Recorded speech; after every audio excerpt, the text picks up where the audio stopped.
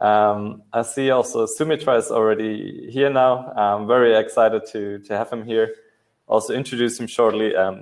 Sumitra is responsible for partnerships at growth at the Freshworks globally, especially also for the new initiative as well, Freshworks for Startups.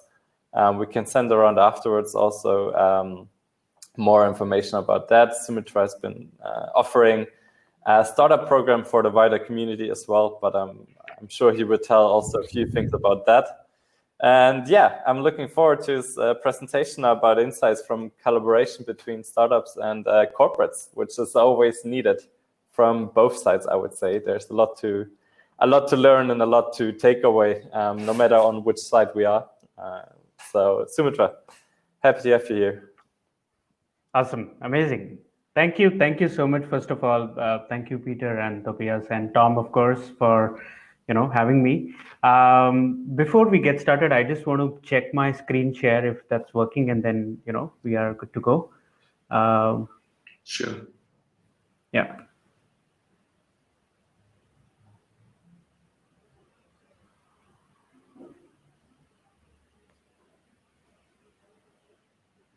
Yeah, just hang on. Perfect. We'll zoom out afterwards. We'll jump in the end if there are any questions also from the audience. Everybody feel free to type in questions, and we'll moderate them in either in the end, or Sumitra, if you like, we can also jump in between. Most likely in the end. And yeah, looking forward to your presentation, and have fun. Fantastic. Thank you so much, Tobias and Peter. So can you just confirm what can you see on my screen right now? Like partnerships as a growth engine. Yeah. All right. Nothing else is visible, right? I mean, I have a couple of tabs open, and only also that. you just see the screen. Yes, all good. All right, great. Awesome. So this is what I'm going to talk about today. So first thing first, hello everyone. I feel good today to be in front of you all, virtually of course, and be part of the CXO Sales and Marketing Summit organized by Artificial Link. All thanks to Peter, Tom, and Tobias for having me here. And organizing this. We need more of such initiatives where like-minded people, like-minded forces come together, they brainstorm, they share some of the best practices, and add value to the overall ecosystem together. So thanks for that. The picture that you see on the screen, guys, is actually a wall right opposite to my workstation at Freshworks. Now all of us are homebound, but the sentiment remains the same. So I really feel good to be talking to you all today, right? So let me start by giving you a quick introduction about me and set in some context. So my name is Soumitra Deshpande. I lead startup partnerships and growth at Freshworks. I've led a couple of other programs as well. I have almost like a decade-old experience building and scaling various partner programs and business development functions across SaaS, media, manufacturing, and IT sector. A quick snapshot on what I've done so far. My graduation was metallurgical and material science engineering. I started my career with Larsen & Toubro, which is one of the largest engineering conglomerates of the world. Followed by that, I moved on to the business side, studied my master's in business, and started working with a Finland-based or a Helsinki-based very cool startup called Klevu. They are still doing great. Followed by that, I worked with Traction. I set up their entire business development function for Europe. And typically, we used to work with investors, VCs, corporate M&A teams, strategy teams, and so on to identify their next investment target. Of course, at the moment, I work with Freshworks. And I have built and scaled couple of partnership programs, and something latest that I'm taking care of is Freshworks for Startups. So personally, I'm extremely passionate about startup ecosystem as such, and I do work as a mentor / advisor with multiple founders and startup. I'm a mentor at Startup Wise Guys in Estonia, Baltic Sandbox in Lithuania, and APX in Berlin. When I'm not working, apart from work, I enjoy playing badminton. I play percussion instruments, a couple of them, and I also love exploring different kind of musics, and newfound interest for me is electronic music, right? So you guys can find me on LinkedIn, hit me up, or send me an email, and we can discuss. Quick sense on before we jump on to the topic of the day and broader discussion. Let me give you a snapshot on what Freshworks is and what we do. So Freshworks is a B2B SaaS product company. We are headquartered in San Mateo, California, but overall 13 offices. Our European HQ is in Berlin. Other locations include London, Paris, Amsterdam, Sydney, Melbourne, Singapore, Dubai, and so on and so forth. As a company, we have 13 offices now and 3,000 employees. So I should say 3,000 global offices now because everybody is homebound. And we are backed by 4 investors, Google Capital, Accel, Sequoia, and Tiger Global. We have raised 400 million in terms of our funding so far, and currently valued somewhere upwards of $3.5 billion. So sort of in a pre-IPO stage, if you will, right? We were born in 2010, but 2011 is when the first product came out, and it has been a multi-product strategy since then. We serve a community of 250,000 plus businesses across 140 plus countries now. Broadly, we play into 2 spaces. I would say one is CX or customer experience or customer engagement, and the second space is EX or employee experience. Overall, 12 SaaS products are kind of spread out in this entire segment, right from sales, marketing, support, and so on and so forth. So that's a quick one on Freshworks and what we do. A core philosophy that we as a company believe in is we want to enable businesses to win customers for life, so that in turn we can win them as customers for life, right? So that's a quick one on Freshworks. If you want to know more, feel free to reach out to me. So here's what we'll talk about today, guys. A quick sense on what all I would love to cover, and let's keep it very interactive. Happy to take any questions, and Peter, Tobias, or Tom, just interrupt me in between if there's anything. So broadly, let's start by understanding the SMB and enterprise landscape, where it is moving right now, and what does it mean for you as a business? What are the different ways how you reach a particular revenue milestone? I've taken 100 million here as a 100 million ARR, because all my learnings, or I would say I can share a lot of my experiences around SaaS as an industry. That's why ARR, MRR, these kind of terms you will hear a lot when I'm talking ahead. So yeah, and then we'll deep dive into partnerships, of course, the main topic of the day. What is partnerships actually? How do you build partnerships? What are different types of partnerships? What is right for you? What is not right for you? And so on and so forth. Towards the end, if we have some time or any questions, happy to take those as well, right? So yeah, here we go. All right. So folks, I've worked with hundreds and thousands of SMB customers, SMB meaning small and mid-sized businesses customers, across the globe. And some of the things which were very clear and very prominent when we work with these customer sets are, these customers are very peculiar in terms of their buying habits and in terms of how they want to use a particular software or how they want to consume a particular digital product, right? They build products that are built for end users, not for managers. So let's say I'm in a marketing team. You need to give me a product that is meant for my marketing manager or the one who's actually executing the campaign, right? Products that historically, if you see, products that have really made a mark and those who have really won the industry per se are meant for end users, not the decision makers per se. In some cases, those could be the same. Second, everybody likes out of the box solution. Nobody likes to drag the onboarding process or have that flexibility where you pick up a solution, implement that immediately, and immediately go live with your business functioning, right? So avoid working with army of consultants, instant gratification, or go live. Another important aspect is that no one would immediately trust you with the entire business workflow. So always it's kind of a land and expand approach that every company or even business who are buying services would take.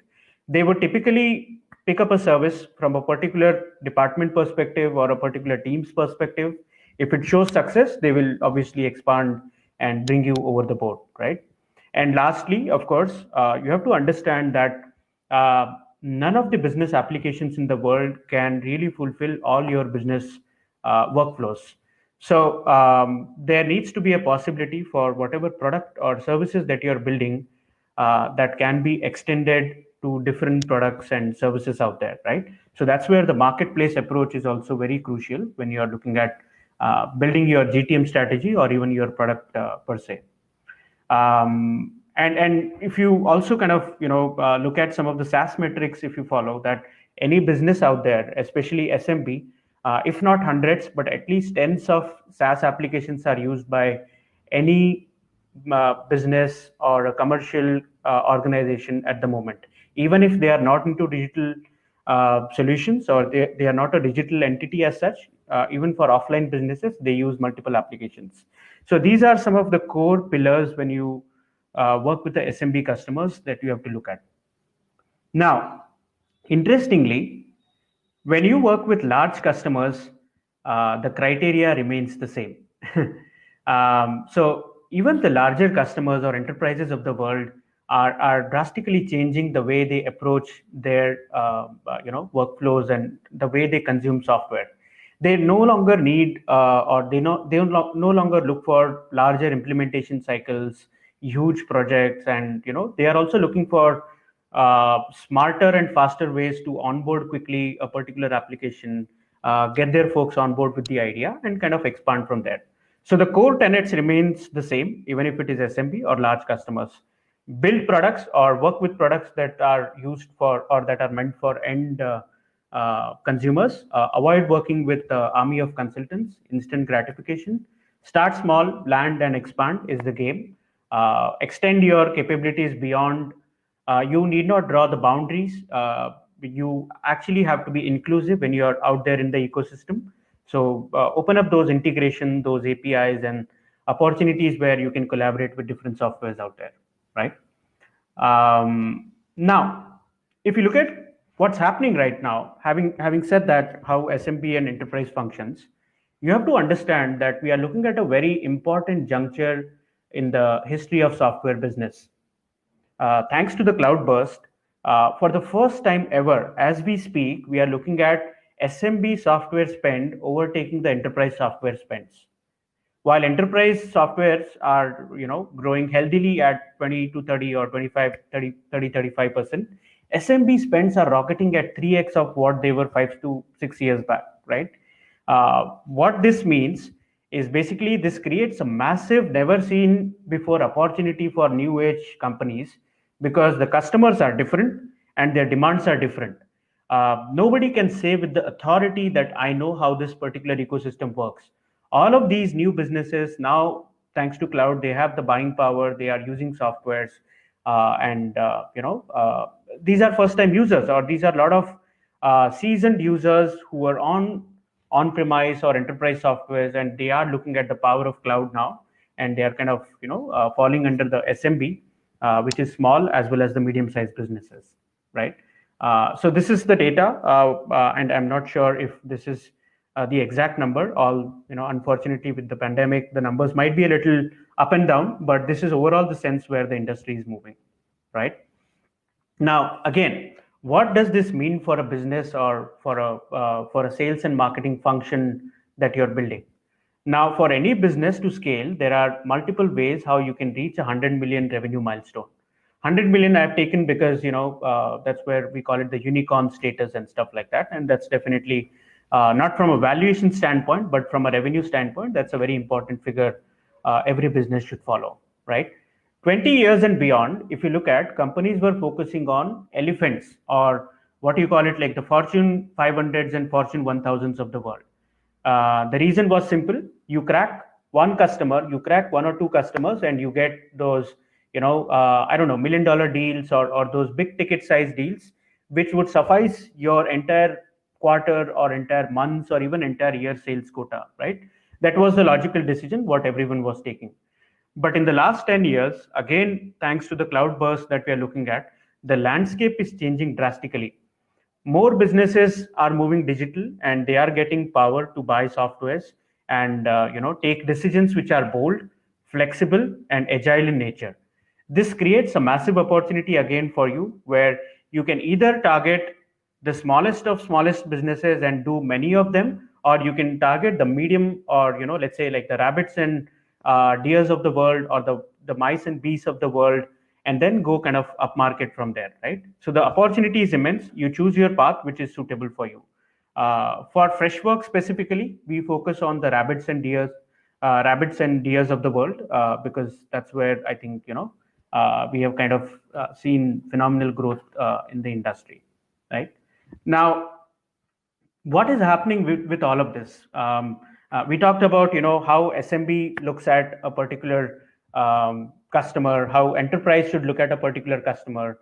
Followed by we looked at how the landscape is changing in terms of software spends, depending on which industry you're coming from, and how different ways are there, or different possibilities you can take to reach a revenue milestone. And all these companies that you see on the screen have really kind of exploited that value out there in the industry. With all the dynamics that are changing, new age companies are finding ways and mechanisms to reach the revenue milestones faster and reduce the time to, let's say, like 100 million ARR and so on. Specifically for Freshworks as well, from 1 million to 100 million, we reached this milestone within a duration of 5.2 years, right? So it is definitely something as a food of thought for you, where you kind of go back and just ask yourself, are you taking the right GTM strategy when it comes to building your success engine or your sales and marketing engine, if you will. Now, one takeaway which I would put out here, and then I will jump on to the main topic of the day, is that one thing which is common with all these companies which you see here are that they have built strong partnership engines to boost their exponential growth. The companies are small, the companies start small, but what is really the power of partnerships that takes them to a point A to point B and takes them closer to their revenue landmark, right? So now let's jump into partnerships and how really that changes the whole game for you. If you look at partnerships, guys, partnerships is basically nothing but the power of compounding. With the virtue of changing landscape that we just saw, partnerships really adds on to your exponential growth, and it gives you ways and opportunities to grow non-linearly, which probably is not possible through your usual sales and marketing channels, right? Most importantly, partnership is quite a flexible model, and it can kind of work at different levels when it comes to your business life cycle. A partnership can help you either in brand awareness, or which is like the top of the funnel for you. It can help you in lead gen, of course. It can help you in the bottom line numbers or revenue or sales for your company. At the same time, partnerships can also help you in retaining existing customers and ensuring that you are able to upsell, cross-sell to your existing base and kind of ring fence your existing business, right? Some of the prominent features or some of the prominent points which we miss out on is that it lets you go global. You need not have business center or your office everywhere in the world, but because of partnership, you can still do that. So tomorrow, let's say if I have to build my customer base in Latin America, I need not have my office in Latin America. I can still have a partnership program which is kind of tailored around that particular ecosystem and still do business, right? At the same time, you have to understand that partners are nothing but your extended face, or they are extended teams which can either kind of act as your sales interface or your marketing interface, and the whole objective kind of moving towards reducing your CAC or your customer acquisition cost, right?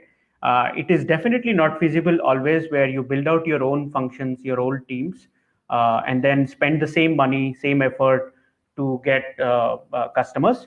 Partnership actually gives you that opportunity where you can really cross off that particular mark and reach wider audience, if you will.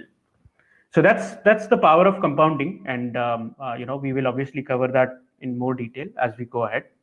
But now let's look at types of partnership, right? You see, partnerships is a very common and very I would say to some extent abused word as well on how you actually define partnerships for you. You need to be very clear depending on the goal how you kind of define your different partner programs, right? So depending on the goal of the company at different life cycle of a business, it could be either brand awareness, lead gen, sales, retention. There are different ways of partnership or different models of partnership that you can look at, right? You can focus on building any one of them depending on your capacity and depending on the stage of the company that you are on, and or you can kind of combine multiple of them and kind of scale them parallelly as you grow, right? Each of these of course vary in terms of their stages, in terms of their execution, in terms of your engagement model, which we will cover subsequently. But just to give you a sense, be very clear whether you need partnerships or you don't. You define the right goal and then map that with the type of partnership options available, and then take a decision whether it is actually feasible for you or not. And one good part is that even if there are, let's say, 10 options out there how you build a particular partner program, you can pick up on one of them and kind of extrapolate them across different levels of your business life cycle. So a strategic partner can also help you do brand awareness. It can also help you actually do sales or get business on the table, and it can also help you retain customers and so on, right? So yeah, that's the beauty of partnership. You can extend it, you can carve it based on your business goals that you define for yourself. So some of the names that you see here: strategic partnerships, ISVs or independent software vendors, referrals or affiliate, it is one and the same thing. Channel partners or reseller partners, again same. And VARs, which are nothing but value-added resellers. And one new term probably would be MSPs, which is managed service providers, which are, there's a very thin line between a SI, a system integration, and a MSP. But yeah, we'll come to that in a bit as we speak about each of these verticals, right? Now, first thing first, guys, before you think of partnerships or before you even plan to build up on any of these particular programs, you need to ask yourself few questions. There needs to be an alignment in terms of your internal processes, in terms of your company goals, and then you kind of need to answer whether you are ready in terms of building a partner program or not, right? There are certain core tenets which cannot be neglected when you are building a partner program. Partnerships cannot operate in silos and have to add to the overall company goals that you have defined for yourself. Partner programs are not mandatory, guys. You need to be very clear whether you actually need it or not. Just because your competitor is doing a partner program or they are working with different type of companies, you need not have it. So answer these questions very clearly. Why do you need a partner program? Define the goals and ROI, align that with company goals. So now the goals could be, I have 100 customers, and these customers have a certain lifetime value with me, or overall lifetime value of the customers. How can I increase that lifetime value? Then you don't need sales partners. You need more of a customer success or retention partners. This could be one option. Let's say you're a startup and you are, I don't know, like 100,000 is your revenue right now, and customer acquisition is of course your focus. First ask yourself, do you have that product market fit where you can work with external parties and then convince them of your value proposition and they getting you leads? So choose the right models, whether you want an affiliate program or you want a channel program, because both of them are extremely different when it comes to either low touch or high touch, right? Choose the right financial model, which will again suit your company's goals, if you will. Whether you want to incentivize your partners based on leads, commissions. Commissions could be one-time, recurring for a certain duration. There could be fixed fee, project-based models, and so on and so forth. Define the success criteria for yourself first, and then for the partners, how you actually evaluate how a program is successful. Rules of engagements are, extremely important, where who will work with which partner, how will the entire lead process will happen. Once the lead enters your system, how do you really track that? How do you really compensate for that and stuff like that? So all of those would come under rules of engagement. Contract, legalities, data sharing, depending on the complexity of the program. These are the things you need to solve for immediately.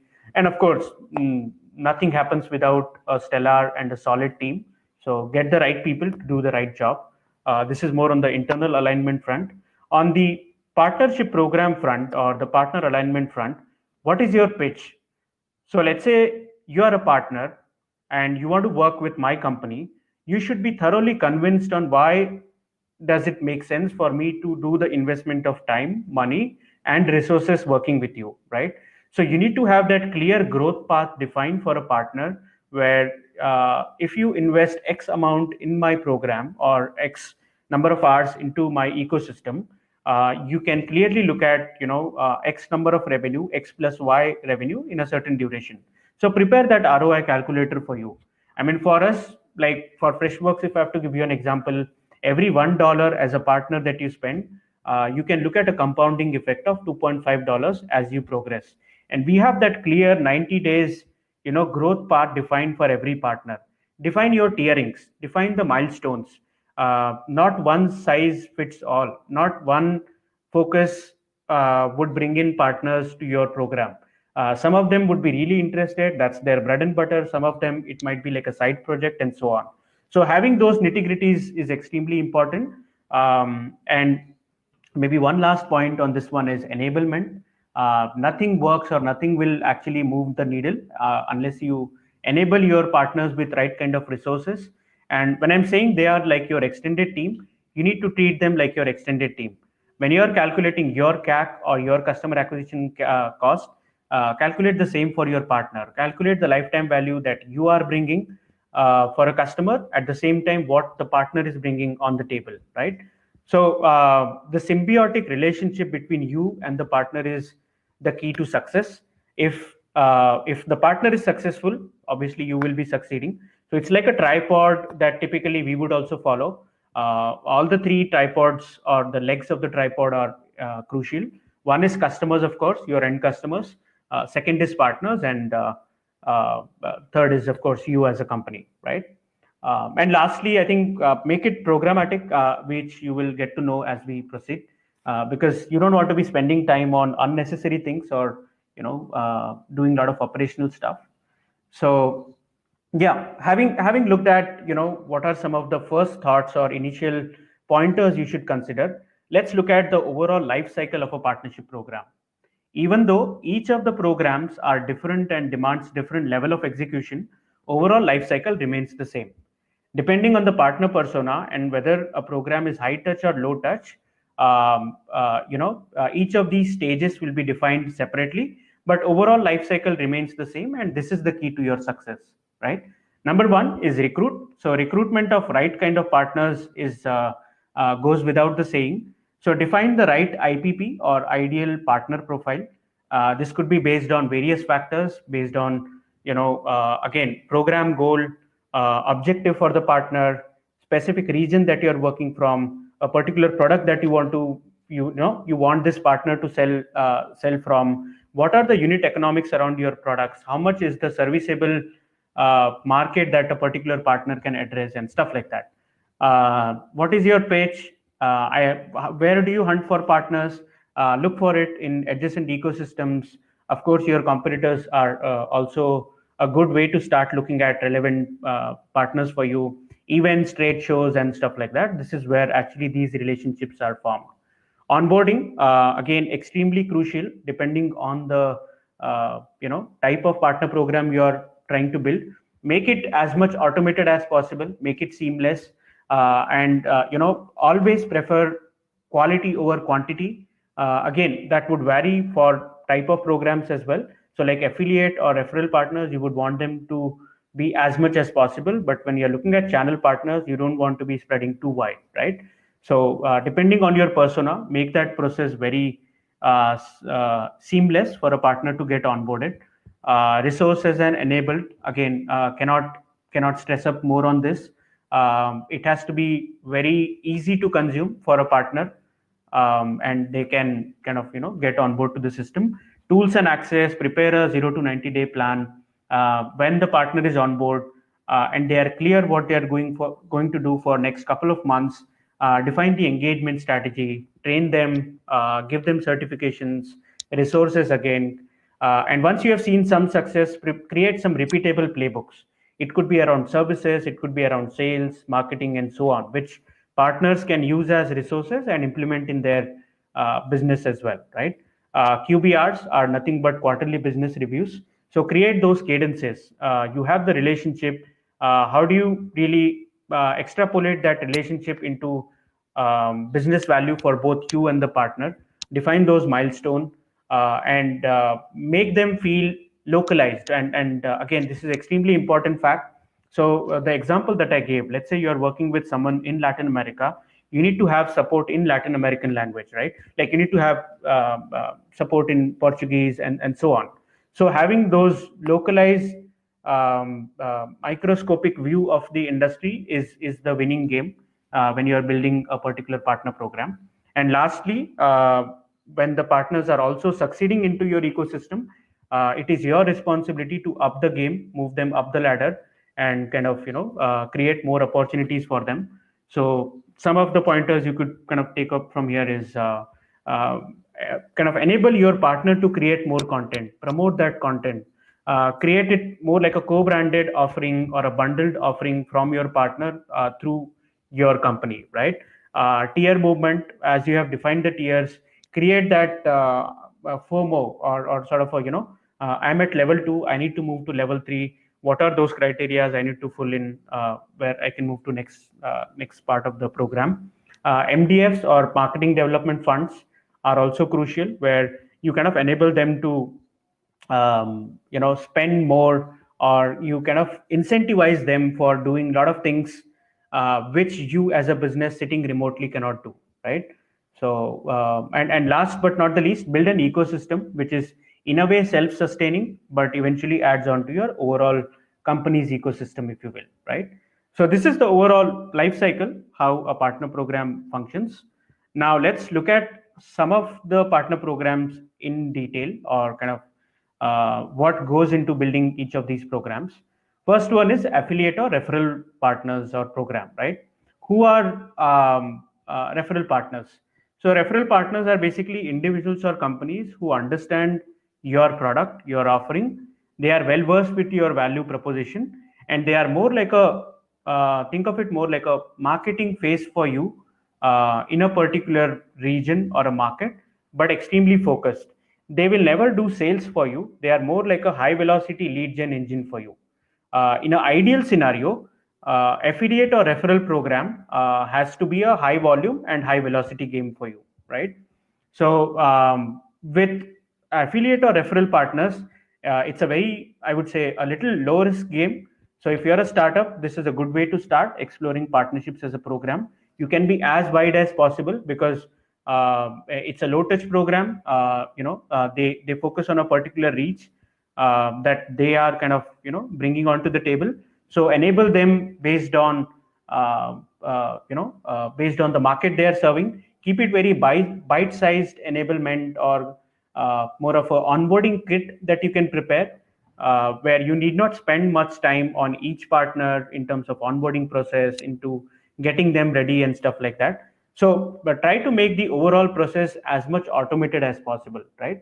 This is an extremely low touch program, but high velocity engine where a lot of leads can be added, and you kind of take up from there.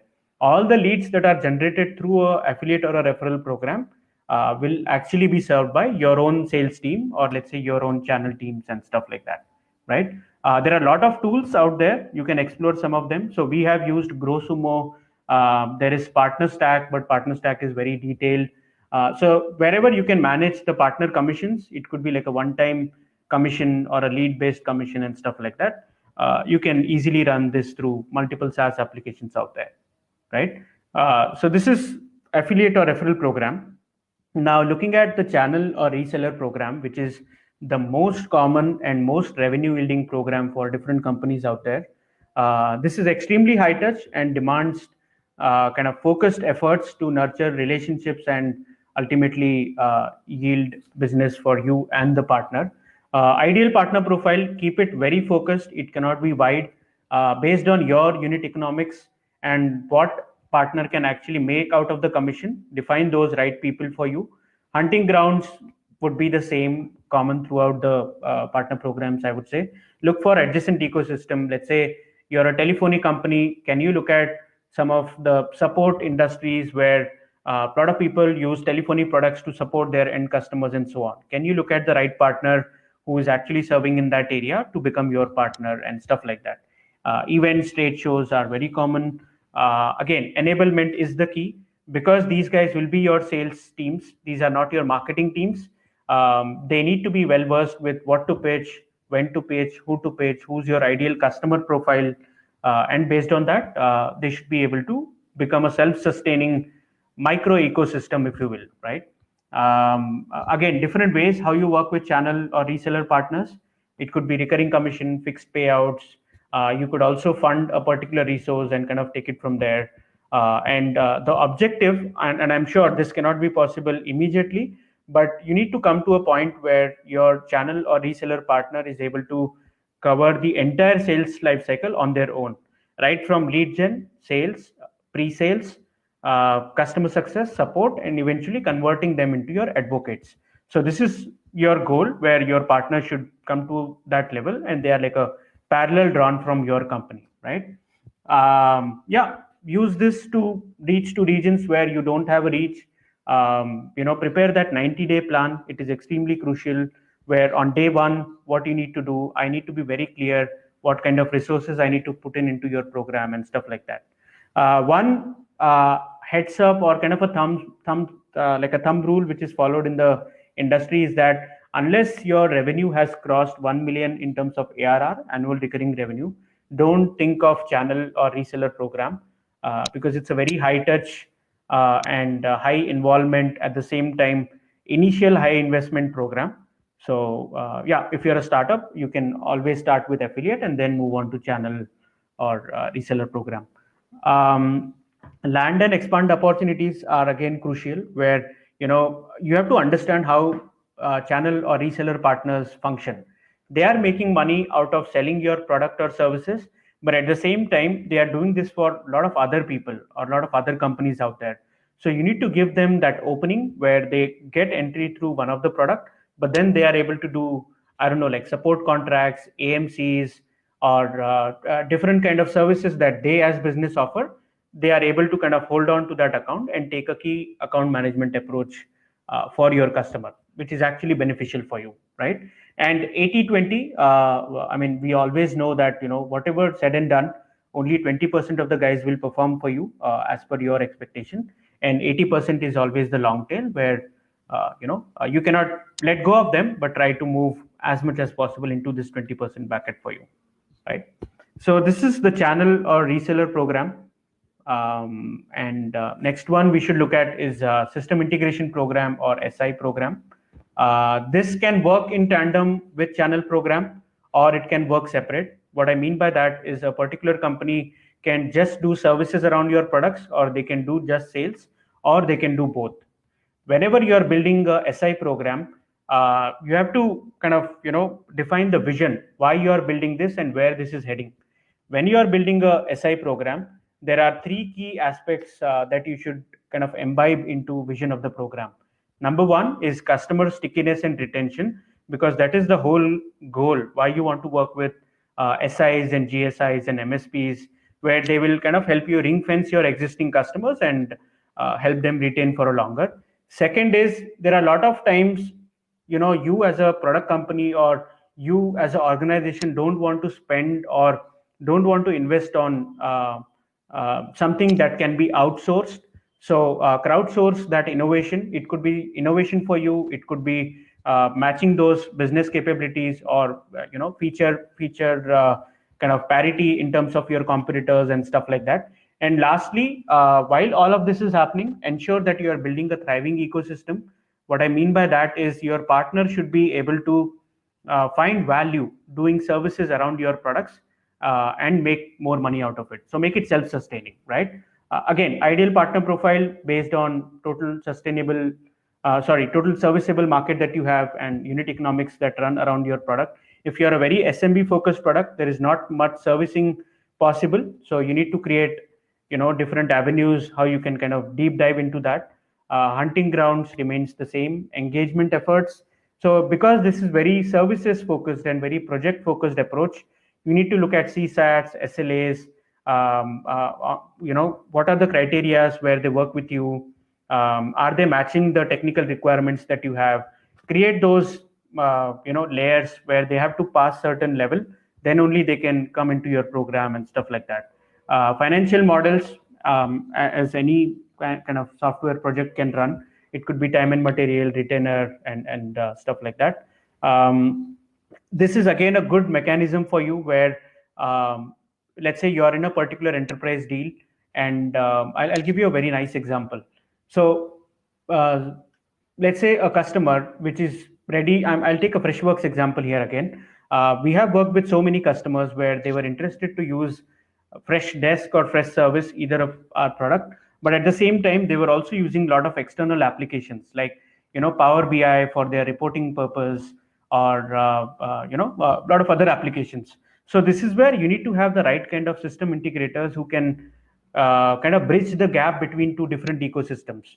So we did work with a lot of Microsoft partners, a lot of reporting partners, analytics partners, where they know Power BI ecosystem and product really well. At the same time, they are also well trained on our products. What this means for end customer is that I work with one entity, and they will be able to help me map my entire business workflow through one particular window.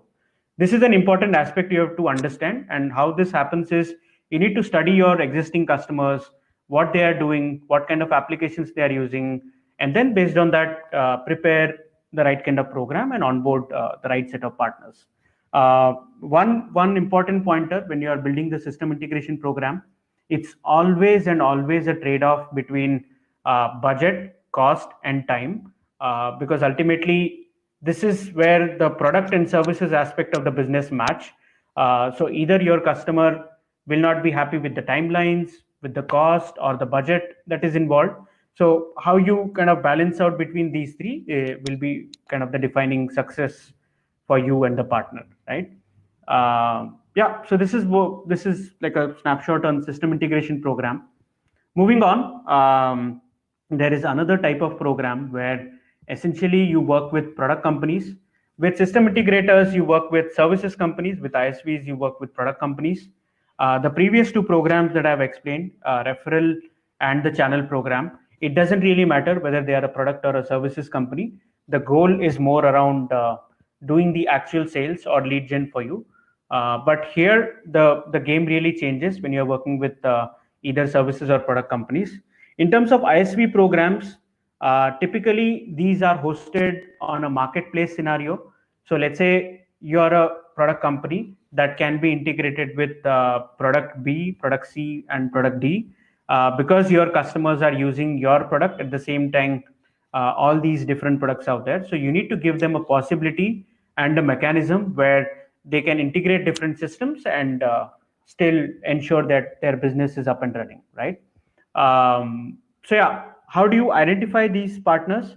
One way is, of course, internal, where you ask your product teams what is it that you don't want to build out, and you're okay kind of getting that outsourced, or I would say getting that capability from other product companies out there. What are different things that your customers are using? Identify items from that wish list and then reach out to those companies. There could be different verticals out there, like telephony, collaboration, productivity, specific industry verticals like real estate, e-commerce, and so on. Based on that, and based on your company goals, you identify those companies, because the goal is not just to help your customers retain with you. The goal is also to get more out of the other partners ecosystem for you, right? That's where the ISV partners will also contribute for lead gen, actual sales, your brand building, your PR, or even to a large extent building your innovation capabilities, right? Engagement efforts are different when it comes to ISV programs, because they also have a partner program on their own. You need to look at ways where it is like a mutually beneficial model for both of you. Things like co-marketing. Can you create a bundling offering together? Can you create a joint blog that can address both of your ecosystems? Co-selling, account interlocks. Make sure that both the sales teams are sitting on the table. They are exchanging some thoughts. The more you share, the more the partner is going to share with you, and it's a joint growth for both of you, webinars, events, and stuff like that. Financial models, it's quite open. Whatever works out for you, you can explore. Make very calculated risks or calculated steps in terms of those partners who are actually giving you something. Give them more leads and give them more engagement. Otherwise, you don't.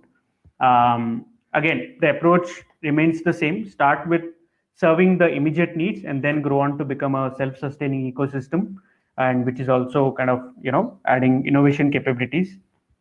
Yeah, apps are also great way to kind of upsell and cross sell around your business applications. And you should not look at ISVs or marketplace if you don't have a strong developer platform or product capabilities. So this is, again, I would say, probably something that comes to you when you are a little later in your growth journey.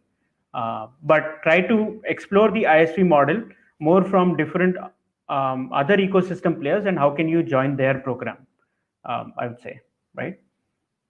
Moving on, let's look at strategic partners, or what do we actually mean by, what is a strategic partner for Hi, Sumitra, just jumping in. We have like 15 minutes left. We have a few questions, right, actually. Just to let you know, maybe finish the slide or do a quick run through, and then we can jump to the Gotcha. question. Yeah. Okay. Yeah, I'll wrap it up in 5 minutes, and I think I'm happy to take questions. Okay, cool. Yeah, talking about strategic partners, guys. If you're a small company, any big company is a strategic partner for you, right? The no-brainer concept behind strategic partners is that you don't have to build anything from scratch. You get defined structure, what other companies are doing. You cling on to that and kind of sustain from there, right? Typically, strategic partners come into play where it's either a high volume game or either it's a high ticket size deal, business for you. So these could be, like I said, large brands or entities. Hunting grounds typically works only through connects and contacts. You cannot reach out to Accentures of the world and say that, hey, I want to be your partner. Can you help me here? And so on. So always define, who's the right strategic partner for you. Take early on steps. If it is not working out, move out. And this program is not for everyone unless you have that appetite and that sustenance capability to go on for a longer time, and wait longer and invest more and more till you see success. Don't probably look at strategic partners as a growth engine for you, right? This is a very multi-team collaboration perspective game where not just your internal teams, from a partner's perspective also, navigating through different teams is a challenge. Probably what we should look at is some of the examples. So GSIs are nothing but global system integrators. Distributors are combination of hundreds of resellers. So that gives you one entry point. So a couple of examples could be CDW, SHI, Insight, Logicoms of the world, Ingram Micros or Reddingtons of the world, telco, BPOs. For example, we are into support business. For us, it really makes sense to work with larger BPOs because they are also into support business, right? They provide the services aspect, we provide the product aspect. So it definitely is a strategic relationship that we hold with these kind of personas, right? Last one is startup program, which I will cover up, and the last program which I want to talk about. Some of the quick tips, and maybe only one takeaway for you guys would be always follow the reverse brand approach. What I mean by that is, let's say you are working with a Microsoft. Microsoft already has a defined program. You align your program according to them and then kind of sustain into their space. You need not reinvent the wheel. Work out what is already working with your larger partner and kind of go along with that, right? So that's on strategic partners, guys. Lastly, something that I'm personally taking care of right now is startup program. It's a different ball game altogether, where you basically invest in the founders of tomorrow today and help them succeed, with different aspects of the program. This could be again, access to products, access to engagement, access to ecosystem. Keep a very founder first approach. I, as a startup, what are different things that I should be getting help on, and create your program accordingly. ecosystem always plays a role in this. I mean, you cannot survive alone, or the game cannot be won if you are crusading alone in the startup ecosystem. Always work with different players who are helping ecosystem and founders out there. Align your teams internally. You need not reinvent the wheel or create a different team altogether when you are building a startup program. And if you are ready for success, this is one of the most promising things that you will do in your partner program, right? All right. Lastly, guys, what I would like to kind of end up my presentation on is that buying patterns are changing, right? We are living in a very volatile situation thanks to this pandemic and this this remote working style. It is really difficult for us to do business in person. You cannot go to a particular customer's office, do the same pitch, and try to win them as customers and so on.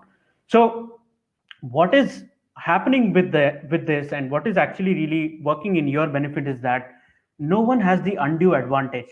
It doesn't really matter if you're a SMB or an enterprise. It's a level playing game. No one can actually go and visit that particular customer. So it is the right time. Try out what really works for you, and explore some of the partner programs which might fit your company goals. And it's okay to fail, because you first make it work and then you make it better. That should be the mantra that you should follow, and try to create smaller, micro, self-sustaining ecosystems, and then take it ahead from there. Ultimately, symbiotic relationships between you, partner, and the customer is the key to success for you. Thanks a lot, Soumitra. Maybe jumping right into that with the volatile times. Katya asked from the chat, basically how long you're committed to a partnership. Maybe explain that from both sides. Do you see that as an ongoing process, or do you have like an average tenure of like, let's say, a year or two? Right. Yeah, that's a great question. And again, entirely depends on the type of partner program as well. I would say when you're looking at a reseller or a channel program, you need to have an appetite to wait for 12 to 18 months. That's typically the industry standards before you actually start getting benefits, because your partner has to get enabled, they have to sustain, and then eventually after commissions get you the business, right? Yeah. So I think 1 year is something that you could probably look at. Yeah. Perfect. Maybe it's something more personal to you. Like, what was your main learning from the whole partnership space that you potentially also didn't expect? Yeah, absolutely. I think, I mean, whatever things I have done in my career so far, I really loved the 0 to 1 game, or cracking that initial, 10 steps when you are building a program, first 10 steps when you are building a GTM engine and stuff like that. So partnerships, the beauty about partnership programs is that there's no set structure. At the end of the day, relationships matter. So for your business, some of the frameworks might not work, but if the partner is really happy, they will get business for you. So you have that flexibility to build out the program where you want, depending on the relationships. Perfect. Yeah. Maybe just another one before jumping into a question that Heinz Peter had. Do you see like a lot of differentiations also from you guys to, you mentioned Microsoft a few times and a bunch of other of the companies? Or would you say like all those partner programs are somewhat similar, just the offering is a little bit different? Or do you see main differentiators also for what you guys are maybe doing differently at Freshworks? Right. So look, conceptually, overall programs are same. Ultimately, you sell a particular company's products and you will get commission out of it. You get leads for a particular business and you will get a one-time fee or stuff like that. Or you get a services project for either a Microsoft or for a ServiceNow or a Salesforce or a Freshworks and so on, and you can make out of it. You have to really identify what's really suitable for you based on your unit economics and the company and the product that you're working with. If there is a definite serviceable market, if there is opportunity based on strengths of your region, then you pick up that program. And that is why it is completely okay that one company selects multiple companies to work with. So one partner could be a Salesforce partner, could be a HubSpot partner, could be a Freshworks partner, and so on. It doesn't really matter. As you grow, and that's where again tiering also plays a key role. exclusivity and if they are getting more benefits out of Freshworks, they would become exclusive partner for Freshworks. So how you define the program is based on how much output a partner gives you, and you incentivize more for that. Right. That maybe comes to a question that I'm seeing in the chat. Like, how do you motivate partners to actually go out and sell your products? Yeah, that's the whole. I think one. Yeah, that is the goal. That is the whole goal of the program. But there are a lot of ways how you look at it. You initially do hand-holding for your partners. You get them those leads. You show them the success. Defining those 0 to 90-day plan is very crucial, where they have the clear visibility in terms of how much do I put in terms of time, money, and resources, and ultimately what do I get out of that. It's okay to share leads with them. It's okay to help them close those leads and then give them the commission, right? Yeah. I believe the whole ecosystem works on a simple philosophy. The more you give, the more you're going to get back. So yeah, you can try out gamification, and a lot of things are there. But yeah, I think simple ways to show them success, they will do more. But this is also a little test from your side then, on the other hand, giving them some leads and see if they convert them, or? Yep. Okay. Absolutely. Yeah. Is there, like, maybe that's a nice question. Is there any systems you can recommend that help you automate your partnership program? Or you're talking about the 1 to 90-day plan. Do you have any sort of project management tool that you established in order to have a smooth process along the way? Yeah. So there are a couple of tools out there, and in fact, so many of them now.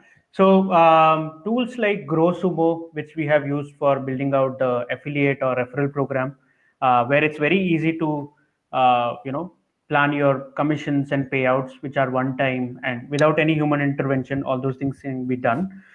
Tools like PartnerStack, or what we use is Zift, ZIFT, Zift.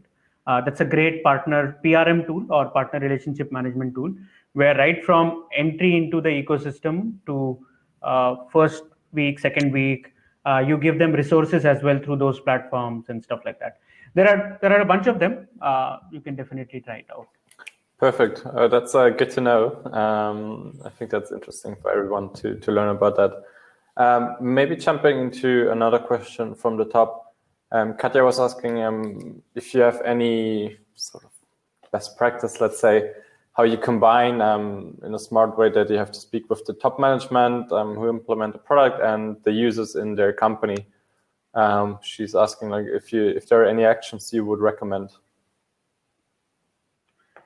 If I understand the question correctly, is how do you crack a bigger company or a bigger partner? Is that the question? Like, how? Yeah, I think, but it's also going a little bit into the buying center in essence, right? That you have basically how you can get on board the users, but then as well the top management to implement the product. If I'm also getting that correctly. Okay. Yeah, I think first step for me, if I have to look at it, would be, is there actually a need? First you have to ask yourself the question that, let's say they are using a particular tool, why you are a better replacement for that, your product or service. If you can answer that question, it's just about, different leverages that you create into a company's ecosystem. So for a end user, it could be around the ease of use. It could be around the smooth data flow, or they don't have to switch systems, they don't have to switch contexts and stuff like that. Maybe for upper management, it's about what is the long-term ROI for me? Is it cost effective for me? I mean, cost is one of the ways to look at it, but is it meant for the future? Yeah, I think it really depends on what competitive advantage you bring onto the table against your competitors. I'm a good protagonist of top-down approach. If the product is very high value, and if you're in a very SMB and mid-market space, always go with actual users. If your user is convinced, your decision maker will also be convinced. That's mainly correct. Yes. Great. I think we have time for one last question, or if you have any words also about the startup program we've been speaking about beforehand. I think now's a good time to let the people know who are joining your session what Freshworks can do for Sure. them, and we'll sure to get the information out also afterwards. Sounds good. Fantastic. No, I would say, guys, that everyone starts at 0 and everyone reaches tries to reach crack that 0 to 1 mark and then reach the 10 and hundreds of the world. So with Freshworks, we have also been through that journey. We understand what does it take for a startup to really go through this process. How do you crack your first product market fit? How do you really get your first 10 customers and stuff like that? So with Freshworks for startups, and we are happy to share more information. We have created a inclusive program where you get access to products, access to engagement, and access to ecosystem. And we have opened up to $10,000 credits on Freshworks suite of products. It's not about the products, it's also about the experience that we create and how can we make your entrepreneurship journey easier as you progress. So yeah, feel free to reach out to me if you have any questions. Perfect. Yeah, I have to say thanks a lot, Sumitra. Thanks for taking the time. We have Ramsey in the backstage who will be joining via Tom now. And yeah, thanks a lot. We'll hope you enjoyed it as well. And yeah, talk soon.